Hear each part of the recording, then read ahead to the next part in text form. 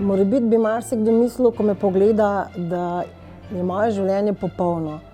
V tem trenutku mi je najpomembnejše v življenju to, da lahko živim.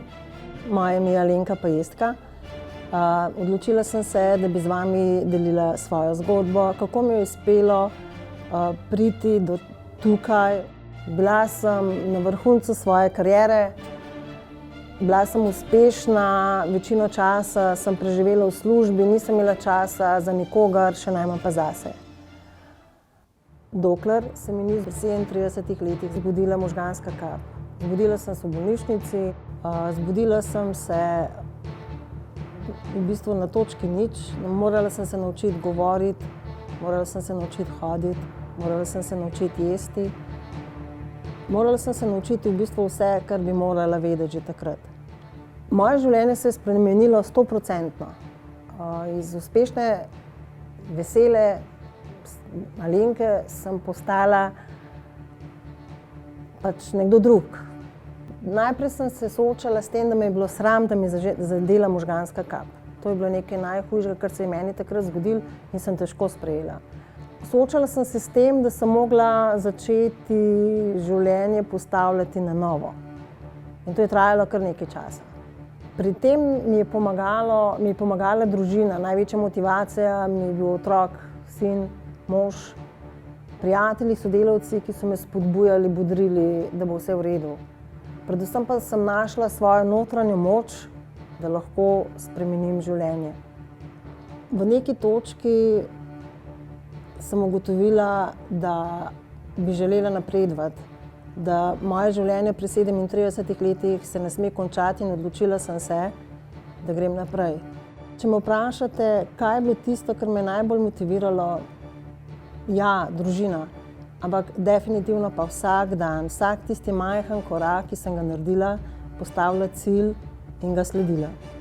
V bolnišnici je bilo stopnišče in na stopnišču je bilo 7 stopnic. Nikoli ne bom pozabila in to je bil moj cilj, da prehodim 7 stopnic. Vsak dan sem počasi hodila jih gledati in si rekla, tole boš zmogla. Gledala sem stopnice, trenirala in sem hodila. In sem stopila in sem prišla na vrhu stopnic. To je bila zame zmaga. To je bil dokaz, da mi bo uspel. Začela sem se izobraževati. Izobraževanja so me vlekla iz dneva v dan. Ko sem spoznala nevrolingvistično programiranje, je veliko mojih vprašanj dobilo odgovore. Ko sem se udeležila izobraževanja za coacha pri Aleksandru Šinigoju, sem začela uporabljati še bolj podrobne strategije, kako stvari peljati naprej. Začela sem si postavljati vprašanja. Svoj notranji samogovor sem spreminjala v pozitivnega, da sem se bodrila še naprej. Da sem vedno, da takrat, ko mi je najhujše, rečem, uspela boš, vse je mogoče, daj, zmoreš, le kaj si že dosegla in boš še vedno lahko. In uspela mi je.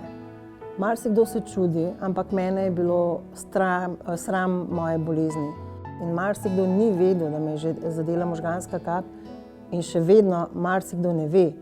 In s tem, ko se izpostavljam, moram reči, da me je na nek način pri izobraževanju za coacha izzval Aleksander, da sem začela govoriti o svoji zgodbi. Ni bilo enostavno, ampak ko sem videla odzive ljudi, kaj jim je to pomenilo, ko so videli, da se da, da je vse mogoče v življenju, samo če je volja. Jaz vedno pravim, če glava hoče, telo zmore. In ko sem videla njihove odzive, kako v bistvu oni v meni vidijo moč za svoje vsakodnevne izzive, se mi zdi zelo v redu. Jaz se še vedno soočam s posledicami možganske kapi. Imam izzive, ki jih moram premagovati vsak dan. Ni enostavno, ampak kot prej si zadam manjši cilj in grem naprej. Postavljala sem si cilje, da bom prišla nazaj v službo in prišla sem nazaj v službo, ampak to nisem bila več jaz. Bila sem drugačna, moje prioritete so bile drugačne. Pomemben mi je človek, pomembna sem jaz, pomembno mi je življenje na splošno. Rada uživam življenje, rada potujem, berem, ukvarjam se s stvarmi, za katere prej nikoli nisem imela časa. Pomagam tudi drugim, da na svoji izkušnji lahko jim dam vedeti, da se da, da lahko naredijo preboje v življenju, da lahko zdihajo drugače, vse se da. Če se zgodi, da se vam življenje ustavi, ali pa da vam kakšna stvar ne gre, postavite si cilj, naredite prvi korak. Meni je uspelo, s prvim korakom sem začela korakati, ko nisem vedela, kaj je to korak. Postavite si cilj, razdrobite ga in samo pejte. Go for it.